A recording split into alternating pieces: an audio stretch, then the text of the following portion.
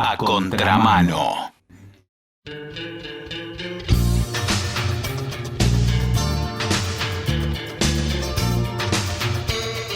Nosotros tenemos un serio problema de corrupción, eso es un hecho. También es un hecho que con malos diagnósticos es imposible una cura, imposible.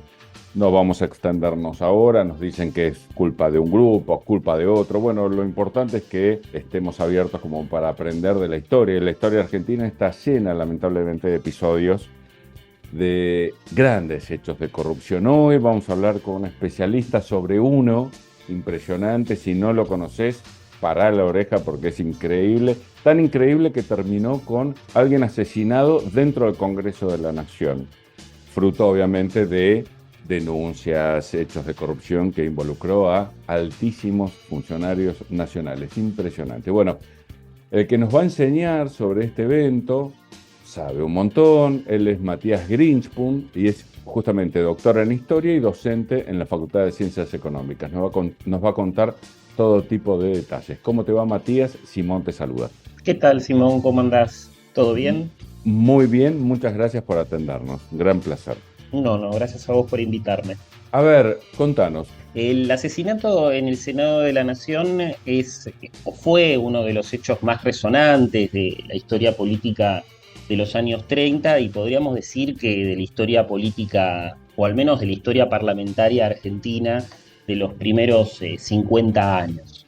No es un hecho que no tenga antecedentes, podríamos remontar incluso a la Roma antigua y pensar en el asesinato de César, es decir, los senados son espacios donde no solamente se intercambiaron palabras, sino también golpes de puño o de sable, pero en lo que respecta a la historia argentina, sí era un hecho bastante inusitado, aunque vale la pena decir era un reflejo de la violencia que estaba circulando en ese momento en la sociedad. Pensemos que en los primeros 5 años de esa década, como consecuencia del golpe de Estado y de la posterior, no diría proscripción, sino de la abstención de la Unión Cívica Radical, se produjeron una serie de revoluciones, de levantamientos radicales como los de la primera época, que por supuesto tuvieron un saldo de heridos y de muertos.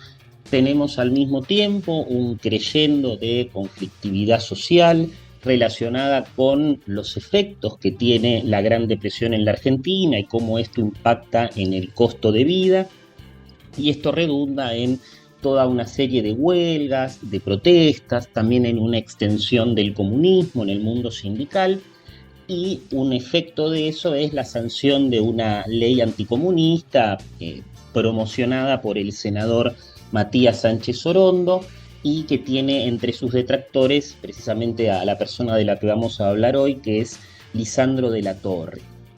Entonces, a lo que me refiero, a lo que quiero llegar es que el asesinato de Enzo Bordavegere en 1935 no fue, como se dice, un rayo de sol en un día nublado, sino que por el contrario fue parte de un clima general de violencia que estaba vinculado con la situación política, con lo que se conoce como la década infame, lo que Alperín denomina la República Imposible, lo que a veces también la década se denomina infame, Matías, ¿la década infame va de qué año a qué año? Es una década larga, porque por lo general se dice que empieza en 1930 con el golpe que lidera José Félix Uriburu y que termina con la segunda presidencia de Hipólito Yrigoyen, y llega hasta junio de 1943, cuando se produce un nuevo golpe de Estado que derroca a Ramón Castillo, un representante bastante conspicuo de este nuevo orden conservador, y lo reemplaza por una dictadura militar que, palabras más, palabras menos, desemboca en el primer peronismo. Esos, 13 años constituirían la década infame, que es un mote que se le suele atribuir a un periodista de orientación nacionalista que se llamaba Castillo, que justamente quería denotar las corruptelas, pero no solamente los pequeños chanchullos, sino también la mentalidad general abierta a cualquier tipo de negociado y de tranza que habría caracterizado a los políticos del período no solamente a los conservadores, sino a los radicales también, y a otras tendencias que participaban de, digamos, de todos estos chanchullos. Perfecto. Y decime, ¿cuál fue en este caso, a grosso modo, el motivo por el cual concluimos luego con un senador asesinado en el Congreso? Como todo, digamos, en la historia tiene, digamos, una larga cadena y Obvio. una cuestión de gusto donde uno quiere encontrar el comienzo, pero podríamos remontarnos, para no abundar demasiado, a que, como consecuencia de la Gran Depresión, el Reino Unido, que era uno de los principales compradores de productos argentinos, en particular de carne, 3/4 de las exportaciones de carne de la Argentina estaban orientadas a ese país para el consumo popular. Como consecuencia de la Gran Depresión, como decía, el Reino Unido se ve impactado, toma una decisión en 1931, que es preferir a la hora de adquirir productos a países que fuesen colonias o miembros del Commonwealth, lo cual excluía a la Argentina, que era el ejemplo de una colonia informal británica, o al menos eso es lo que planteaba Lenin, y como consecuencia de eso, los grandes productores de carne ven que se les cierra uno de los principales destinos de sus productos. Y eso, a partir de presiones, a partir de lobby, pero también a partir del motu propio de varios funcionarios que eran propietarios de tierras, a negociar con el Reino Unido una suerte de excepción. La consecuencia de esa excepción es la firma en 1933, un año después de la firma del Tratado de Ottawa, del Pacto Roca-Runciman. El nombre viene de que el líder de la delegación argentina era el vicepresidente Julio Argentino Roca Hijo, y el líder de la delegación británica era el líder del Tesoro, el canciller, como se lo llama allá, Lord Runciman. Este acuerdo, en términos muy generales, lo que planteaba era que la Argentina iba a poder mantener la cuota de carne que había exportado al Reino Unido el año anterior, lo que no era, digamos, algo para alquilar balcones, porque el nivel de compra por parte del Reino Unido venía cayendo desde 1930, pero como consecuencia de eso, es decir, como intercambio, porque la Argentina fuese incluida en el sistema de preferencia imperial, era que, en primer lugar, el Reino Unido iba a elegir por dónde se exportaba el 85% de esa carne, lo que suponía un negocio para los frigoríficos británicos, lo que perjudicaba, por supuesto, a los frigoríficos argentinos, pero también a los estadounidenses. Por otra parte, como consecuencia de esto, el Reino Unido, o más específicamente las empresas británicas, accedían a toda una serie de beneficios en términos arancelarios, en términos fiscales, en términos comerciales. Incluso como consecuencia de eso se creaba una corporación de transporte para la ciudad de Buenos Aires que apuntaba a garantizarle una rentabilidad a las empresas de transporte de capitales británicos, como eran las de los tranvías. Unos tranvías que, como consecuencia del avance tecnológico, sobre todo del transporte automotor, había empezado a quedar un tanto rezagado. Todo ese enorme paquete de medidas, cuando es anunciado, genera bastante recelo. La recepción, incluso por parte de los terratenientes, es bastante fría. Lo que va a terminar siendo crucial va a ser que, como consecuencia de todo este intercambio, se va a formar una comisión en el Senado de la Nación para investigar si en la concesión de todos estos beneficios, más allá de la firma del Pacto Roca-Runciman, no había habido algún tipo de intercambio de favores, tráfico de influencias, conflicto de intereses, cuando no decir directamente sobornos. Quien insiste y quien termina liderando esta comisión en el Senado de la Nación va a ser un veterano político llamado Lisandro de la Torre, que en ese momento formaba parte de un partido que es el Partido Demócrata Progresista. Esta comisión tiene que llevar adelante una acción que es muy cuesta arriba, porque las principales acusadas, que eran dos empresas británicas, Anglo y Armor, no colaboran con la investigación en absoluto. Los frigoríficos argentinos y el frigorífico estadounidense Swift sí ofrecen información, tampoco están muy contentos, pero de todas maneras cooperan con las autoridades, pero Anglo y Armor desde un primer momento se muestran recelosas, se muestran hostiles y contratan a un abogado de la élite argentina, Horacio Béccar Varela, de una familia con larga trayectoria, tanto en el derecho como en la política, y en la derecha también, podríamos decir, y Horacio Béccar Varela como defensor de, en particular, la Anglo, dice que no son bienvenidas las autoridades e incluso llega en un momento a decir que ellos le van a dar algunos papeles y que los papeles que no les den y que ellos estén interesados en buscar los pueden encontrar tirados en el piso o en algún rincón. Es decir, fuertemente despectivo. La situación escala al punto de que un directivo o el principal directivo de la Anglo en Argentina, es decir, un británico, es llamado a declarar. Cuando declara se hace el sota, dice que no llevan ningún tipo de registros, o dice en otro momento que los registros los tienen, pero que no los van a mostrar. El caso es que a este directivo británico, Richard Tuttle, creo que se llamaba, se lo termina, no digamos arrestando, pero se lo priva momentáneamente de su libertad para que la empresa termine liberando los registros que se le están pidiendo. Esto provoca una llamada por parte de la central de la Anglo en el Reino Unido, la que se compromete a enviar estos documentos, los que nunca arriban, a pesar de que este directivo es digamos, liberado como correspondía. Lo que termina permitiendo que la investigación avance es un dato que Alfredo Palacios, a partir de unos obreros estibadores, le pasa a Lisandro de la Torre y a sus colaboradores, que es el dato de que algunos de los papeles que necesitan se encuentran en un barco de bandera británica que está en el puerto de Buenos Aires.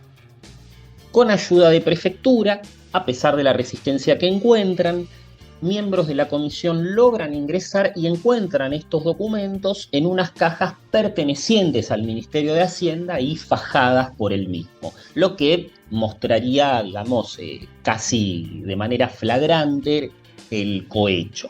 Como consecuencia de esto, ¿no?, empiezan a revisarse todos los documentos y se empieza a reconstruir esta red que comentaba yo de influencias, de tráfico de favores, inclusive de sobornos, que incluye al entonces ministro de Hacienda, al ministro de Economía, Federico Pinedo, miembro de la misma familia a la que pertenece el fugaz presidente Federico Pinedo, y al entonces secretario de Agricultura, Luis Dubó, ¿no?, el que construyó y fue propietario de donde ahora se encuentra una de las sedes del Hotel Hyatt.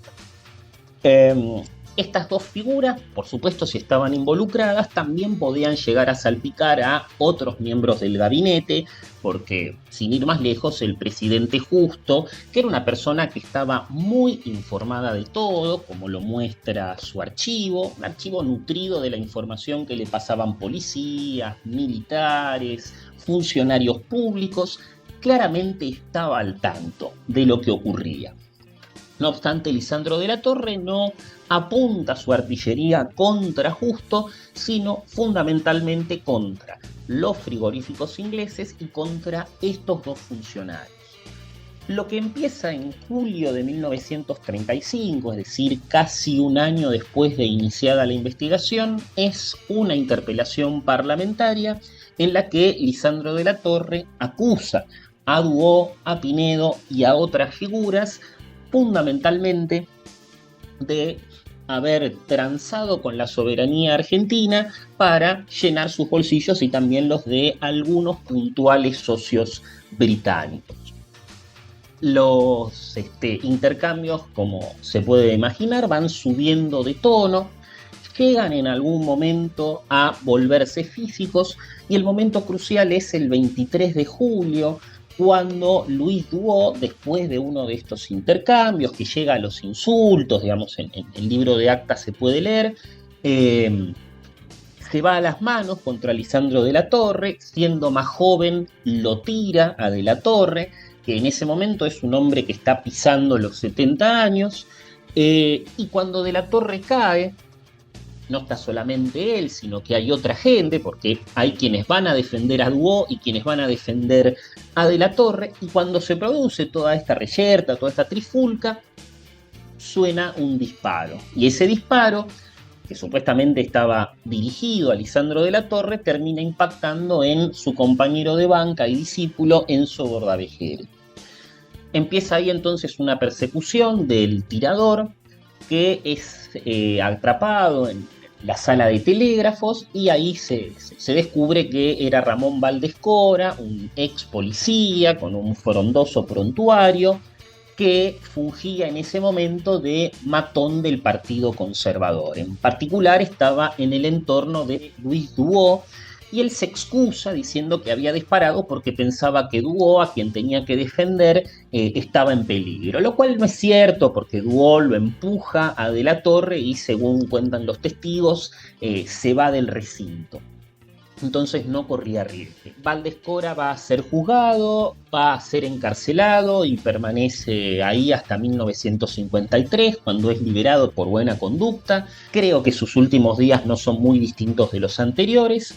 En el caso de Bordavere, muere, y desde ya genera una enorme congoja, la que se ve un poco eclipsada porque por esos días también se produce el fallecimiento de Gardel, que genera también una enorme conmoción popular. La muerte de Bordavejere marca ya el ostracismo, el ocaso de la carrera de Lisandro de la Torre, que se mantiene en el Senado hasta que se termina su mandato, y es que no renuncia un tiempo antes. Ya para su cumpleaños número 70 está bastante disminuido, no tanto físicamente como emocionalmente, y en enero de 1939, el 5 de enero, se suicida, fundamentalmente como consecuencia de problemas económicos. Él se había fundido porque le había ido bastante mal a una de sus principales estancias que tenía entre La Rioja y Córdoba, y eso, acompañado con otras malas decisiones económicas, hace que decida pegarse un tiro. La foto, un poco macabra, está en internet.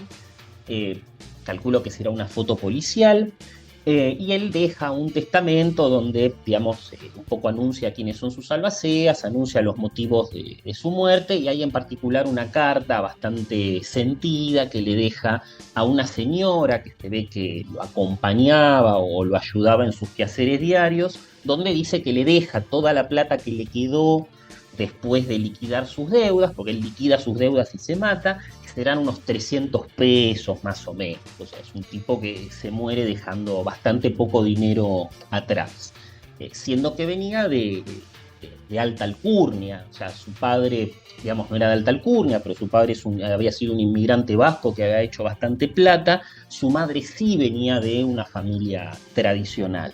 ¿Cuáles fueron las consecuencias de todo este evento, digamos, si es que hubo? A nivel político provocó sí la renuncia tanto de Duo como de Pinedo.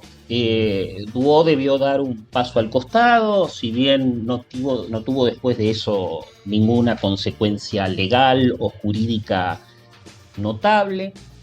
Por su parte, Federico Pinedo también debió renunciar. Fue reemplazado en el cargo por Roberto Ortiz, quien fue presidente a partir de 1938.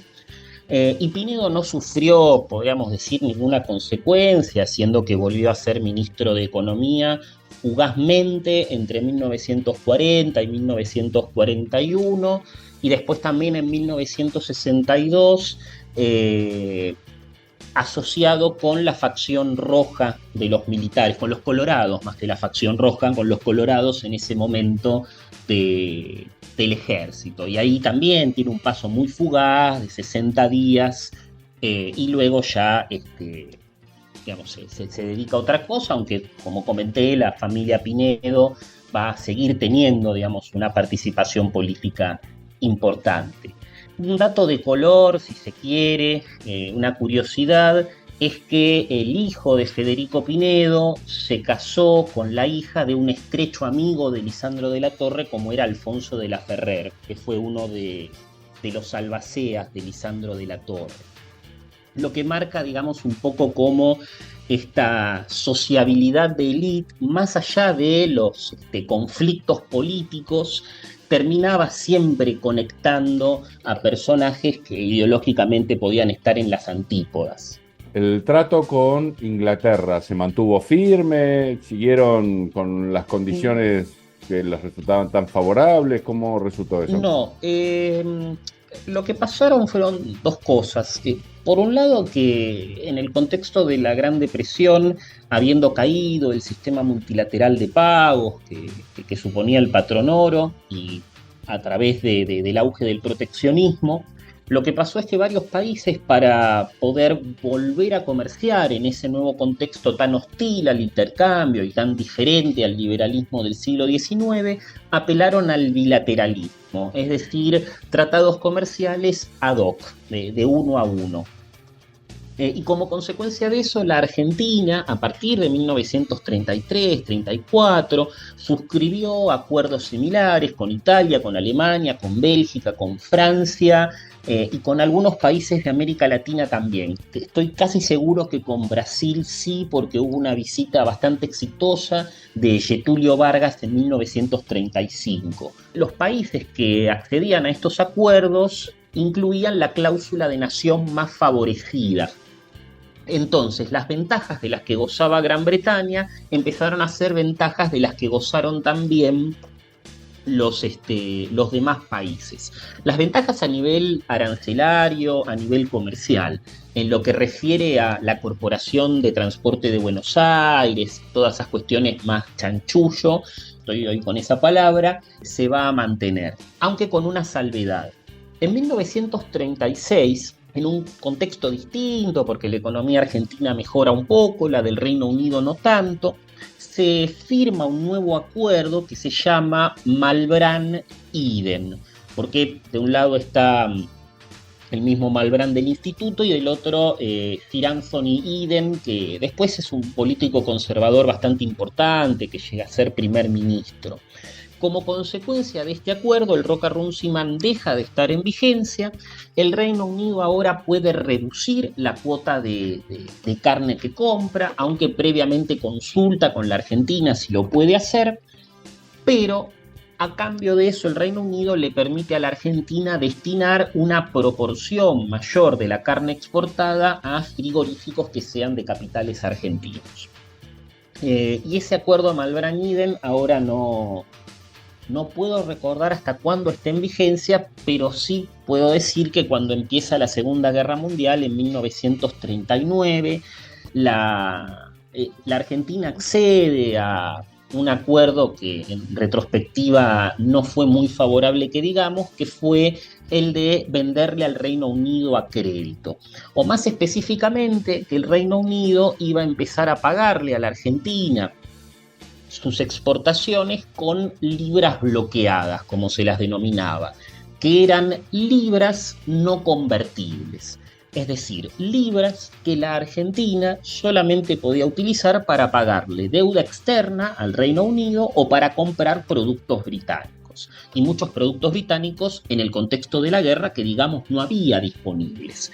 Entonces la Argentina sigue exportándole materias primas y alimentos a Inglaterra, va acumulando un stock de libras bloqueadas que no generan interés, más allá de ser una venta a crédito, y recién cuando la guerra termina, Argentina puede acceder a esas libras, pero bueno, ahí hay toda una historia que termina en la nacionalización de los ferrocarriles. A lo que vamos es que una Argentina que en la Segunda Guerra Mundial necesitaba dólares para el desarrollo de su industria, el mantenimiento de su economía, entre otras cosas no los podía obtener por esta venta a crédito que le hacía al Reino Unido de los productos que necesitaba. Lo que marca, si se quiere, la persistencia de la influencia británica en la economía argentina. Totalmente. Bueno, Matías, la verdad es impresionante la cantidad de detalles que manejás sobre este evento tan interesante, ¿no? A mis ojos. ¿Querés cerrar esta charla con algo que quieras enfatizar, que no haya salido en esta charla? Sí, una última cuestión que estaba pensando el otro día preparando la entrevista, que era la película de 1984 de Asesinato en el Senado de la Nación, protagonizada por Pepe Soriano, que falleció hace relativamente poco, pero también con la participación de otros actores muy, muy del momento. Simplemente agregar dos o tres detalles. Primero, que el director fue alguien bastante emblemático, como Juan José Jusid, que venía de haber dirigido Los Gauchos Judíos, que fue una película bastante polémica en su momento, y que después iba a continuar, antes de hacer un giro más comercial, sacando otras películas muy emblemáticas culturalmente de los años 80. Entonces me parecía interesante primero destacar que no fue cualquier director el que abordó este tema, pero también al guionista Carlos Omiliana, que fue uno de los miembros o una de las personas que asesoró, que ayudó a Estracera en el juicio a las juntas. Creo que aparece ficcionalizado en la película argentina 1985. Y me parece interesante marcar que en 1984 se filma una película con un guión de alguien que después asiste o quiere ser también fiscal de la República, que es esta imagen que se quiere construir en torno de Lisandro de la Torre. Lo interesante es que la dirección de Jusid le agrega a la película ciertos matices que quizás en otras visiones no aparecen, donde más allá de que la figura de Lisandro de la Torre aparece claramente como la de un héroe, lo que también hay es una mirada bastante descarnada de la democracia, es decir, de una democracia que en el pasado había permitido este tipo de corruptelas, este tipo de abusos, pero que como consecuencia de eso no había podido cumplir con lo que era su objetivo, su misión. Entonces, a través de la figura de la Torre, me parece a mí, Jusid y Somiliana, cada uno por su lado, lo que buscan es una moralización del sistema republicano y una moralización de la democracia, como el norte hacia donde se tendría que orientar esta nueva propuesta democrática iniciada en el 83 para no terminar en el mismo derrotero, para no ir por el mismo derrotero que había ocurrido en la primera mitad del siglo XX, ¿no? Intentando ver en Lisandro de la Torre este compromiso de la democracia, no como un sistema perfecto, sino como un sistema imperfecto, pero con la capacidad de corregir sus propias perfecciones. En ese sentido, Asesinato en el Senado de la Nación es muy parecido a una película clásica estadounidense que es Mr. Smith Goes to Washington, el señor Smith va a Washington, protagonizada por Jimmy Stewart y dirigida por La Capra, que tiene un poco esta misma idea, ¿no? El sistema es corrupto, sí, admitámoslo, esto va a seguir pasando, lo importante es que haya personas con suficiente entereza como para decir esto no tendría que estar ocurriendo. Simplemente quería dejar como reflexión que además de lo que fue de la Torre, tenemos lo que hemos hecho nosotros con el legado de la Torre a lo largo del tiempo. Impecable. Te agradecemos muchísimo esta charla y tendremos muchas más en el futuro si tenés ganas. Te mandamos un abrazo. Igualmente.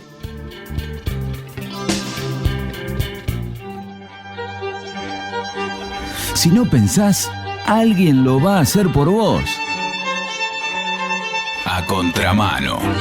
Información y reflexión. ¡Espectacular!